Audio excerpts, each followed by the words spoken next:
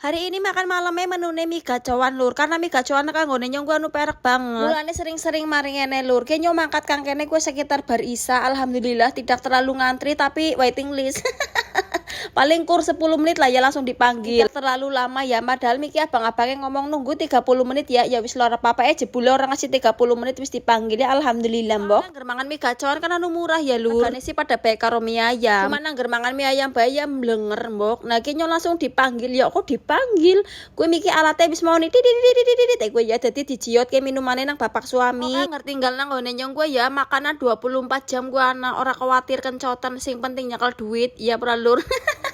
Kena miki nyong pesen lumpia udang karo dimsum apa lah ya. Terus mine sing level telu, bapak suami level loro, anak-anaknya nyong level 0. Ini zaman pertama-tama anak mie gacoan nyong pernah nyampe level 8 lur. Isine lombok tok.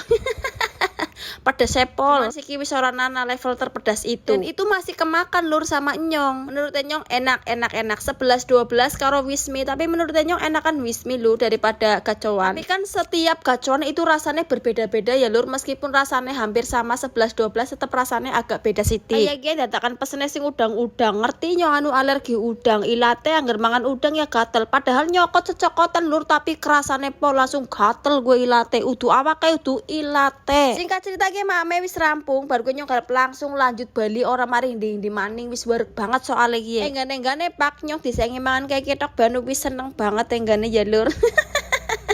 Apa maning nak disengi kon milih emas gue lajan.